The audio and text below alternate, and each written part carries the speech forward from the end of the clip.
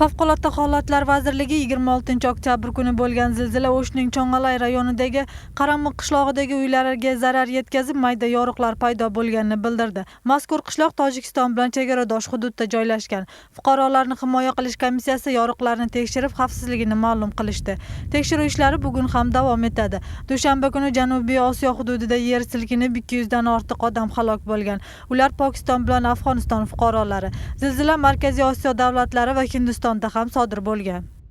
26 oktyabrda O'sh oblastining To'mo'yin chegara punktidan noqonuniy tarzda chegarani kesib o'tayotgan O'zbekiston fuqarosi qo'lga olindi. Bu haqda Davlat chegara xizmati ma'lum qildi. Ma'lumotga ko'ra, 1990-yili tug'ilgan O'zbekiston fuqarosi Qirg'izistonga chegaraning o'tishga ruxsat berilmagan hududi orqali o'tishga harakat qilgan. Tegishli hujjatlar to'ldirilgandan so'ng qo'lga olingan fuqaro huquqni himoya qilish organlariga o'tkazib berildi.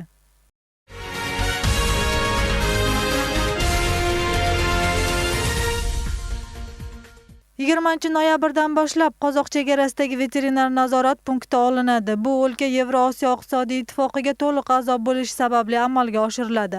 Unga ko'ra, endi Qozog'istonga respublikadagi go'shtlar nazoratsiz o'tadi. Biroq o'lkaning ayrim hududlarida hayvonlarda kuydirgi kasalligi uchramoqda. Shu sababli Qirg'iziston go'shtni nazoratsiz eksport qilishga tayyormi degan savol tug'iladi. Batafsil navbatdagi lavhada.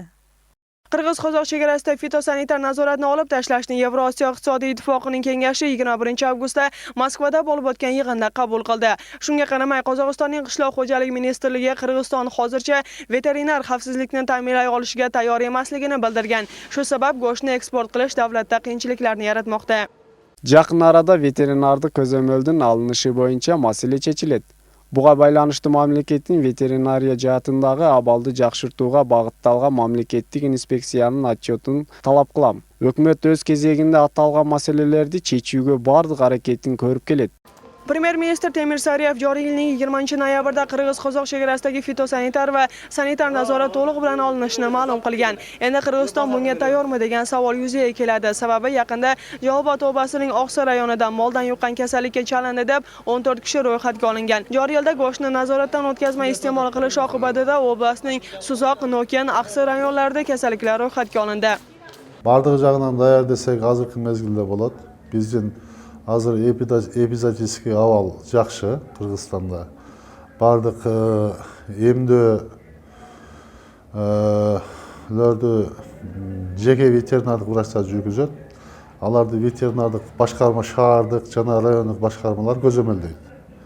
Биз толкова ошолордун жазып берген тастоочу документтердин негизинде гана өткөрөбүз. Davlatda fitosanitar laboratoriyalar yetishsizligi bartaraf qilinmagan, lekin Janubiy chegara veterinar nazorat boshqarmasi go'shtni eksport qilishga fitosanitariya tomonidan to'liq tayyor ekanligini ma'lum qiladi.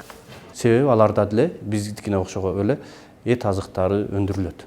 Ошондуктан ички товар өндүрүүчүлөрүн колдоо максатында дагы кандайдыр бир жасалма тоскоолдуктар же болбосо кандайдыр улуттук стандарттарды таңлоо жолу менен ушундай жолдорго барышы мүмкүн.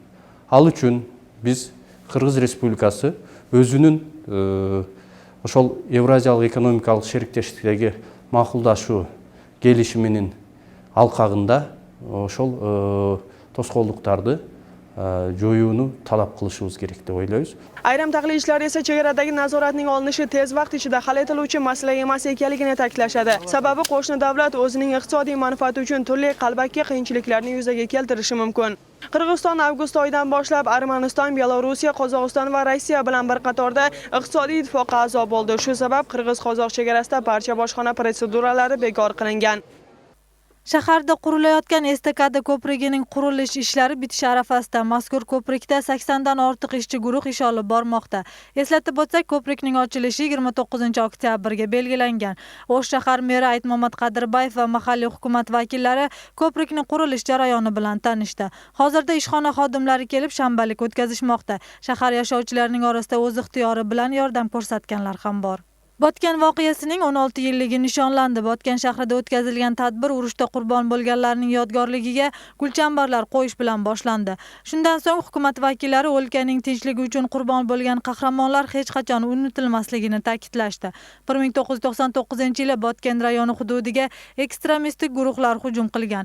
Ular Botken rayoni markazidagi aeroportni bosib olib, harbiy bazaga aylantirishni rejalashtirgan. Ularning bunday maqsadi Qirg'iziston Respublikasining mustaqilligiga va davlatning butunligiga rahna solish deb baholanib, ularga qarshi kurashilgan.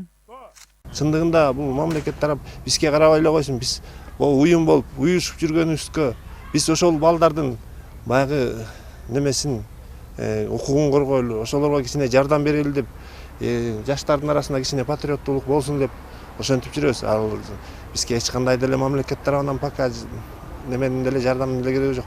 Бизге только жанагы ошол согушта өлгөн балдардын ата-энесин карап берсе, жогорку деңгээлде. Мисалы үчүн Акаевдин учурунда бар экен приказда, указда.